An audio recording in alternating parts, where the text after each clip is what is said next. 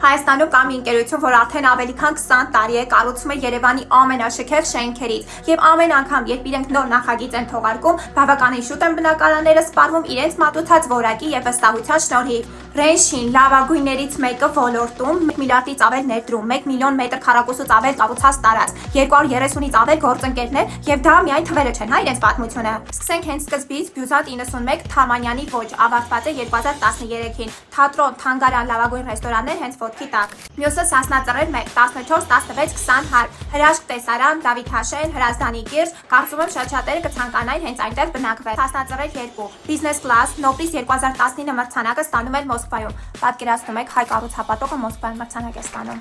Եվ ուշադրություն, 2024 թվականին կոտրում են բոլոր ռեկորդները Artlife Kempinski Residences, առաջին Kempinski բրենդավորված շինությունը Հայաստանում։ Սպա, rooftop pool, private cinema եւ այլն, ֆասադը լինելու է տրավերտին եւ սեֆտուբ, վերելակները Face ID, ընդհանուր Art Deco ոճ։ Իսկ հիմա նոր նախագիծը Skyline-ը վերցրել են քաղաքի ամենալավ հատվածներից մեկը Օրբելի եւ Բաղրամյանը, կառուցում են քաղաքի մեջ նոր կոնցեպտը։ Լինելու է նմանը չունեցող կլինիկաներ, ռեստորաններ, ամեն ինչ ժամանցի համար եւ որ ամենակարևորն է 2 հեկտարից ավել կանաչապատ տարածք է լինելու։ Այնքան հաճելի է տեսնել, որ հայ կառուցապատողները պահում են իրենց համբավը տարիների ընթացքում եւ գնալով էլ ավելի կատարելագործվում են։ Իսկ դուք նշեք, թե Ռենշինի որ նախագծում կցանկանայիք ունենալ բնակարան։